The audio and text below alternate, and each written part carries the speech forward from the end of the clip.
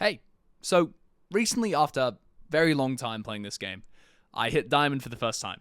And as often happens with League, it wasn't a slow climb. I got placed in Gold 1 after my promos, of which I lost 4 of them in a row, by the way. I hit Plat 4, and then from Plat 4 to Diamond 4, I did it in about a week and a couple days.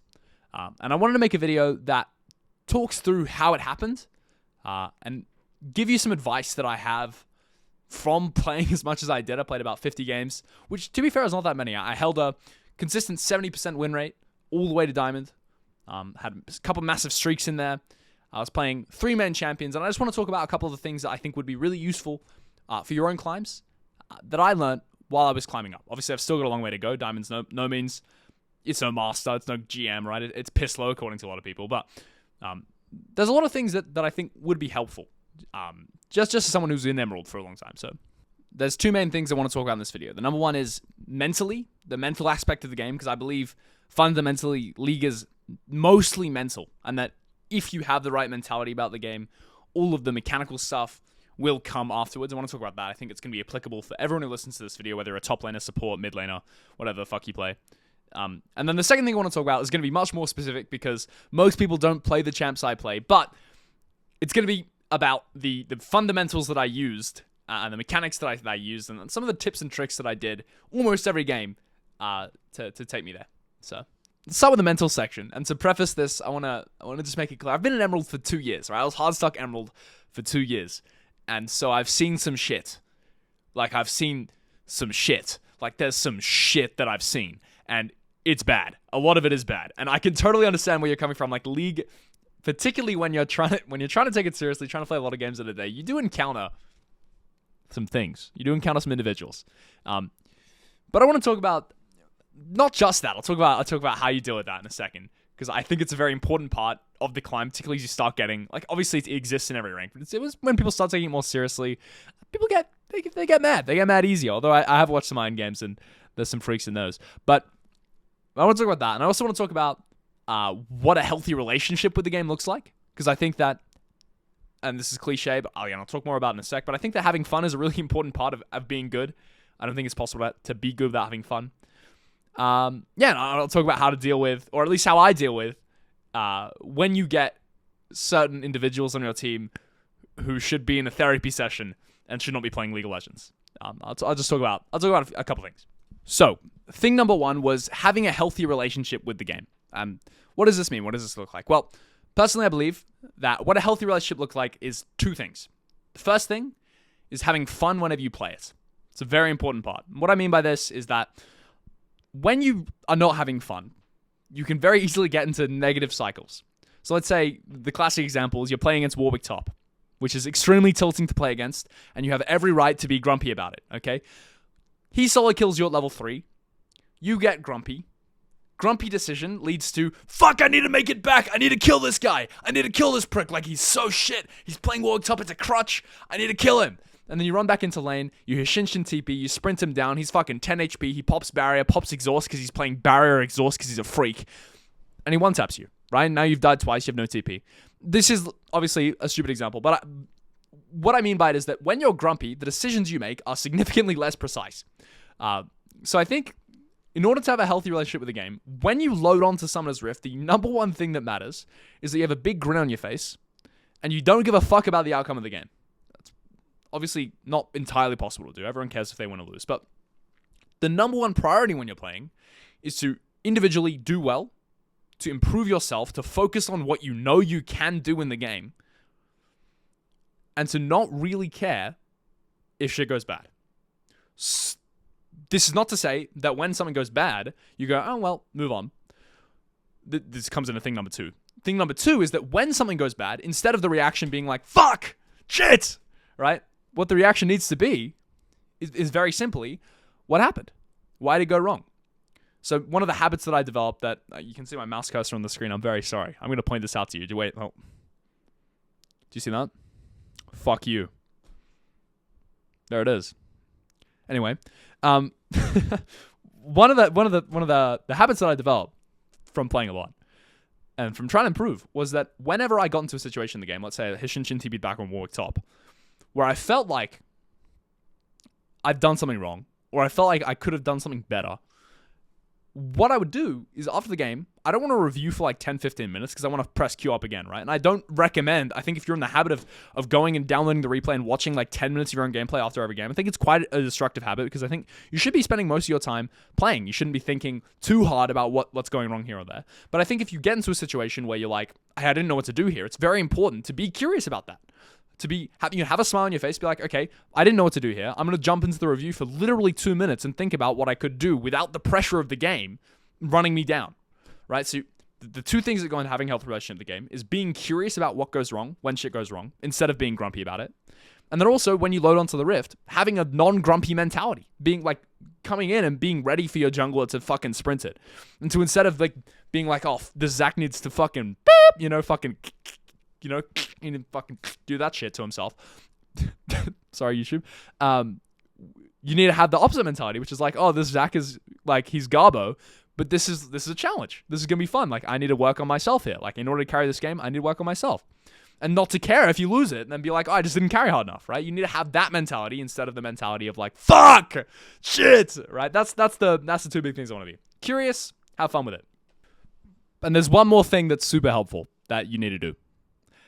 And let me sorry about the bar there. I'd like to apologize. But there's one more thing that's really helpful that you need to do, which is that when you get a teammate who is special, who's a specific type of teammate, all right, you have two options, all right? Number one is to engage back with them, all right? So if you have a typing teammate, let's say it's fucking Yuumi. That's always the Yuumis, all right? It's fucking Yuumi support. They come in the game. They start talking mad shit because the ADC can't play, all right? Here's your options, okay? Option number one is to type back to it, all right? Option number two is to mute it and to not deal with it, not deal with its shit. And it's almost like the Yuumi doesn't exist anymore, all right? Please be option number two. Please be option number two. The reason for this, okay, is because they don't yell into the void. These players, they don't yell into the void, all right? This Yuumi is not going to keep typing if all 5 players on the team don't interact with it, because then it feels dumb. And notice that I'm not using proper pronouns for it, because Yuumi players are its. They're objectified. They should be objects, honestly. They might as well be inanimate, apart from the fact they're very good at using their keyboards. Anyway, that little tangent. Anyway, what I'm trying to say is that the most important thing that you need to understand is that every time that you press enter, and you start typing shit that isn't flash timer, that's allowed. That isn't me go bot in all caps, also allowed. You can type that, all right? Or like me go top. That isn't like play for Baron, right? These are the things that are allowed to type. What's not allowed is Yuumi, make your parents happy, buy Anathema's chains IRL. Right? Stuff like that. Don't do that. Don't do that. Because every time you press enter and you're not typing one of those 3 approved, TweetTV approved messages, your chance of winning the game is just... Because every fucking time that Yuumi, she has to read a message like that, she doesn't care anymore. She's like, oh, yeah. Like, you know what I mean? Like, do not do that. This also goes to don't try to hold a therapy session with these people, okay? They will not give in. This Yuumi player, don't try to be like, oh, it's okay, can win, all right? Don't say that, because they when they see that, there's 2 options. Option number 1 is that they see that message and they go, okay, maybe can win. Very unlikely, very unlikely. This does not happen. Do not engage with terrorists, okay? Do not engage. Option number 2, this is more likely, is that they see that message and they go, fuck this guy, he's losing his LP. He thinks he can win, let me show you how hard he can lose, all right? That's what happens. Every time I see a little therapy session in my chat, I want to die. Because often it just results in you lose. So don't be a therapist. Don't type back to them. Do not initiate typing as well. If you're an initiator, if you're a jungler, okay, there's a common situation. Your jungler fucks up a dive in your lane, okay? Again, option 1, say nothing. Say NT, all right? NT's fine. Do the I'm sorry ping. That's good. All right. Option 2, tell the guy that sucked. He fucking knows. He knows it sucked. He's 0-1. He's 0-1. He knows. Okay. You don't have to tell him. And then he's mad. Right. Then he's mad. Don't initiate. Don't engage. Okay. Do not use chat for any other purpose than timing sums and telling people where you're going to go. And please just mute people when they're being weird. And don't be the weird person. Okay. You'll lose games because of it. And don't lose games for free. That's the other thing. So yeah, that's how you deal with deranged people. You pretend that they're AI, and you don't let and then if they ruin your game, they ruin your game. But half the time, I've noticed that if you just play well, if you're the consistent guy, I'm gonna move the mouse cursor again. I'm sorry, here off it goes. If you're the consistent guy on your team, the only way to get them to come back to reality is to give them a chance, like give them a hope that they're gonna get LP. Like people, they can talk mad shit, but unless they start actually sprinting it down mid, which rarely does happen, I've seen it, but it rarely happens if you don't type back to them, okay? They will start trying again if they have hope of getting their LP. So please just don't engage with them. Please don't be an initiator. I know that they suck. I know they're terrible, all right? Robbo, I'm talking to you. Robbo, look me in the eyes. There's Robbo from my video, everybody, that I doxed. Robbo, look me in the eyes. Don't type back to them. Robbo, you're going to lose. All right. Anyway. Yeah, so just don't initiate. Don't engage. Mute them. So that's mentality, all right? Be curious about your mistakes. Have fun when you play the game. Mute the people who need therapy. Don't type first. Ta-da! All right. Also, when you're reviewing your mistakes, don't spend 10 minutes in review. Spend 2 minutes. All right. These are the big things. Now I want to talk about a little bit more of the gameplay stuff because this is more useful. All right. But this comes secondary. If you have bad mental and bad relationship with the game, no matter how good your gameplay is, you will not climb because you're not going to be able to play enough games. You're not going to be able to put enough hours in without literally losing your mind. Okay. So please have a good mental. Now we talk about gameplay. Three things. First thing. Okay. Champ pools. It is possible to climb while playing 6 or 7 champs. It's possible. It is hamstringing yourself. This is my honest take. It is hamstringing yourself. You do not see, I'm not seeing in my games when I look at my OP.GGs, people who play this is in Diamond 4, Diamond 3, people don't play 6 or 7 champs and consistently have a high win rate. It doesn't happen. People play, majority of the time, people are one tricks. Majority of the time, people are one tricks. Even already at Diamond, all right? People already one tricks majority of the time, okay? Now, I'm not a one trick myself. I don't recommend it. It's not very fun for me. But don't do 6 or 7. Do 3. Do 4. 4's pushing it. 3's enough. 3's enough. I do 3, and I have Malphite as well. So I have Set, Darius, and Renekton, which is the same fucking champ 3 times, and I have Malphite for when I'm griefing the game if I don't pick a tank or if I'm against range top. That's my pool, right? Now, with your pool, this is my advice, ready? First of all, pick champs. I'm going to talk about 3 because 3 is what I do. Pick 3 champs that you love because you're going to be playing them a lot. Obvious. Secondly, don't switch it. Don't be like, oh my god, my champ is D tier on MOBA Fire. My champ's on Icy Veins right now. The build sucks. I did this last season. That's why I didn't play Set. Holy fuck I'm sorry about the mouse cut. Dude, I can't get this right. I did this last season. Set was D tier last season. I didn't play him. This season, he's fine. I play him now, but Renekton's D tier, but I like Renekton, so I played Renekton. Guess what? I have fucking 80% win rate on D tier Renekton because it doesn't matter the tier list, it matters how you play them. Okay, so please don't listen to MOBA Fire. Pick a champ you like. Stick with it. Every champ can work. Bard, jungle is Grandmaster, okay? So like if you need proof that Trundle top is playable, just think about the fact that there are people who one trick the most weird shit you could possibly imagine. They're higher ranked than you. Okay, so don't switch your champion because it feels bad. Here's second gameplay advice. Okay, your account is not cursed. Fix your MMR by winning games. Win games by playing better. All right, fix your account. It's not cursed. RadRL has cursed accounts, but that's a different story. Okay, your account is not cursed. You can climb on it. I thought my account was cursed. I was hardstuck gold. We're in diamond. We're chilling. It's not. It doesn't exist. Just get good. Okay, that's the thing. Let's talk actual man hours now. Let's talk playing the game. I watched a video that Casual did recently on his 2-week climb to Challenger. It's a really good video, very motivating. It's actually what got me to start the push to Diamond anyway, in the first place. And he talks about a concept that I'm going to reiterate here that I think is extremely important, which is playing this game when you feel the most awake. Whatever the best time of day for you is, that's when you play League, right? This is assuming, obviously, that you're not at work, right? Let's say you're on Saturday, not working, okay? If you have time to commit to the grind, first of all, it's a grind. So you need time to commit to it, okay? But if you have time to be able to play whenever you want a day, you should play at times of the day where you feel the most acute. So do not play first thing in the morning if you're not a morning person. Do not play at 1 a.m. if you're not a night person. If you are a night person, play at 1 a.m. Very simple, okay? This game is really hard. Take every single competitive advantage you possibly can. If you play better with a coffee, get a fucking coffee. If you play better with a glass of water, get a water, all right? All this stuff, that's real life stuff. It helps. It genuinely helps. Me, personally, I can't do music. I can't do music when I'm playing. It distracts me too much. So I listen to in-game music. If you can do music, if music you think helps you not tilt, I think it did that for me. It doesn't do that. I struggle sometimes. Anyway, if you think music helps you not tilt, do it, right? If you can focus with it, you should do it. Stuff like that. That's one important thing.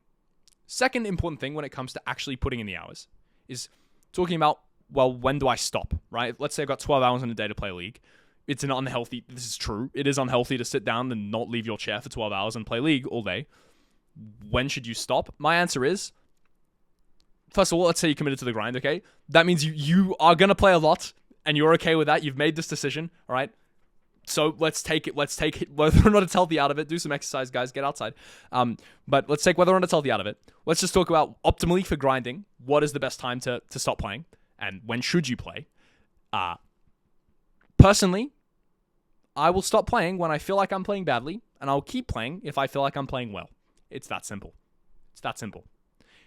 I don't have a rule where I stop after a loss. I don't have that rule. Because I know when I'm playing badly, and I'll stop when I'm playing badly. Even if I win a game, and I'm like, holy shit, that was a stinker, then I'll stop. I'll stop after that game. I will not stop if I lose 3 in a row, but I feel like I'm playing out of my mind because I know that those are outliers. You know what I mean? That's how I approach it. I think it's a very solid way to approach it. Just play when you're playing good. Don't play when you're playing bad. And that's that. Now let's talk mechanics. Let's get out of the weird administrative stuff. Let's talk mechanics. We're talking top lane now. So if you're not a top laner, get the fuck out of my video. Holy shit, you stink. Get out of my video. I don't want you here. Gone? Good. Okay, let's talk mechanics. First and foremost, the most important thing, and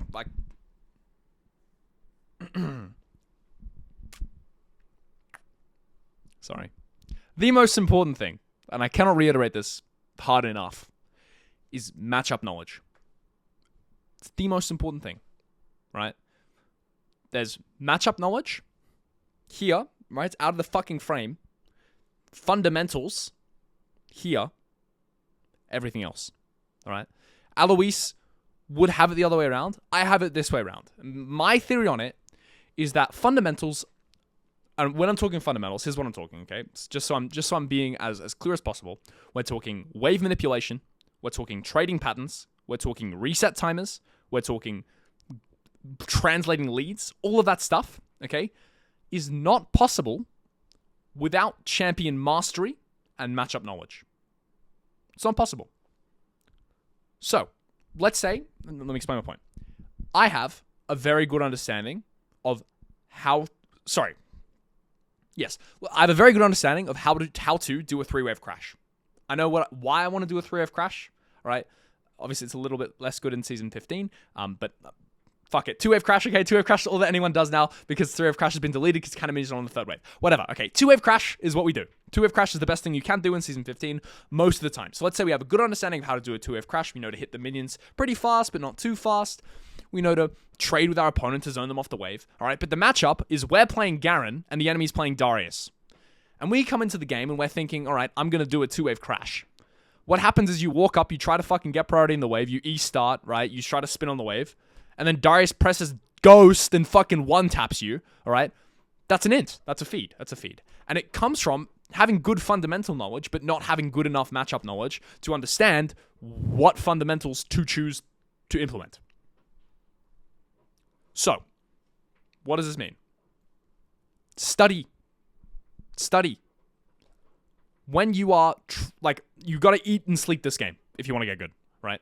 When you are going to bed, the last thing this is degenerate as fuck, the last thing you should do is watch a video of a high elo player playing a matchup that you're uncomfortable in. For me, it was Darius vs. Aatrox, right? I used to watch a lot of fucking Darius vs. Aatrox until I understood that 14 seconds before the minion dies, they will walk up, the Darius players, they'll walk up and get the Aatrox to Q because then it won't be on cooldown for when they need to last at the minions, right? Stuff like that. Set versus Trundle. Who wins level 1? I don't know. Let me watch a professional player do that so I know if I can get priority on the wave so I can then implement my fundamentals, right? If I have an understanding that I want to be doing a 2-wave crash, I need to know if it's possible for me in the matchup. Now, luckily for me, I simplified it for myself because my champions I played were Renekton, Darius, and Sett, and the answer is fucking yes, it's possible in almost every matchup, right? So you can simplify it for yourself by playing champions with very obvious, what's the word they use? There's a fucking word that professionals use.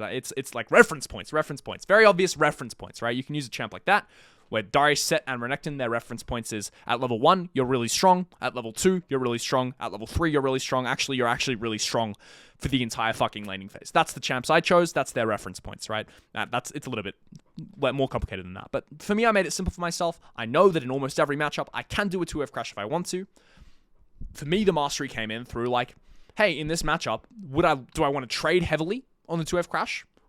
Fuck. We're going to run it. We're going to run it. I'm getting closer. I'm going to be red now. We're going to run it? No, I'm going to pause. I'm going to fix that. I'm sorry, everybody. I'm sorry. So, as I was saying before I got rudely interrupted by my lighting going, I have a big white screen next to me. Anyway, for me, the mastery and what I got really good at was in the individual matchups, knowing what I wanted to do with my 2F crash, or whether I wanted to 3F crash, or whether I wanted to let them push into me, right? Because I had so much control over the wave, because I'm so strong, I had all of these options every single game. I was the one in the driver's seat. I was able to make decisions, and the quality of these decisions would lead to whether or not I won the lane. And it's not about how well I was implementing my fundamentals. It was about that. It was about level up timers, right? Obviously, I was trying to go for level up timer kills whenever I could. I was trying to, I was doing my wave management properly. But at the end of the day, the most important thing for me was knowing what I was meant to do in the matchup. And if you have a correct hypothesis about the matchup, you have a correct understanding of what you're meant to do, and you can get this from watching good players play it, which is what I did, and also from playing it 10,000 times myself. If you have that, and you have the mechanics to be able to implement it, and you have the mechanics to be able to trade properly, which is also really hard, and again, the only way to learn how to trade correctly in a matchup is to do it yourself badly and to figure it out through the curiosity I talked about before, or to watch, for me, I watch Xiao Qiao Meng, who's a high-level player who plays the exact same champs I do, trade in the matchup and be like, oh, okay, so in the Sett vs Riven matchup, for example, Xiao Qiao Meng doesn't hold the E for the end of the trade. He engages with it to go for EQ, then W, right? He doesn't usually on Sett, what you want to do is hold your EW for right at the end, but the issue with Riven is that she can W you and then dash out, so she's not in your E range, so you can't actually land your W, right? So like that. And you got to watch these plays, you got to consume the information, consume knowledge, just fucking understand what's going on in the matchups to then implement your fundamentals. And you'll notice that if you start doing this, at least for me it's the case, that I'm extremely dominant. Even now that I'm at my peak rank, I'm super dominant in all my laning phases. Like it's very rare that I'll ever lose a lane because this is what I specialize in. It's my favorite thing about the game is laning. I love it. So, and that's how I got good at it. That's 100% how I got good at it, is just really thinking in depth about every decision you make in lane. Outside of lane, it's a different story. For me, I have a lot of problems that I still have to work on, but I'm not the perfect player at all. And I'm not actually going to give you advice on what to do outside of lane. For me, I'm very gold efficient. I try to get as much gold as I possibly can. I try to translate them into team fights to try to stop them from getting from getting objectives. If I'm playing Renekton, I want to fight more. But I think it varies on player to player. I don't think I have that right at all. But I think my process for learning lane, for getting good at lane, is up there. I think it's correct on how to do it. Whether or not I'm the best at it yet, it's different. But that's how I go about it.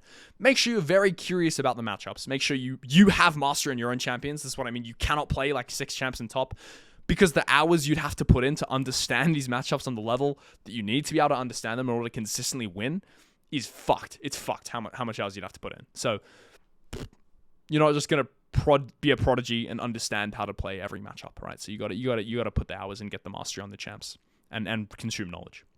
And that's what my casting channel's for. Little plug, guys. I cast high-level gameplay in top lane of a lot of matchups that mostly I play them. So, anyway, that's all my knowledge. That's all my knowledge. So to wrap it up, League 90% of the time is a mental game. If you're enjoying yourself playing the game, you're probably going to climb. That's about it.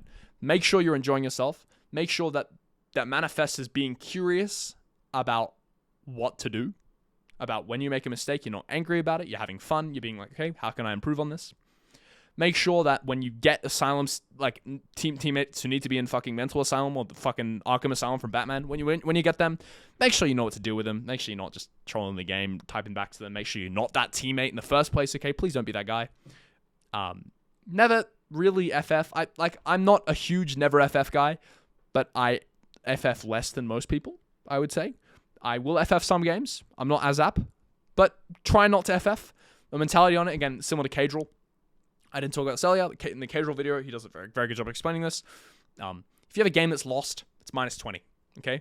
If you then win that game that is lost, it's plus 40 instead of minus 20. Okay? So always make the enemy work for their LP. They're not going to do it cleanly. They're not going to close out the game. They're going to make some mistakes. Maybe you can capitalize on it. It's worth the 10 minutes of your time it takes. That's the mental advice. Review, but review quickly. And in terms of mechanical advice, mastery above all. Really important. Have a small pool. There was probably other stuff talked about, but I can't think of it right now. And I'm not going to be bothered to go back and check it. Enjoy this 22 minute rambling. And good luck. Have fun, man. This game is really fun at its core. So good luck on the Rift. And I'll see you back in Emerald when I drop. No, I'm kidding. I'm going up. All right, bye. Bye, everybody. Bye now.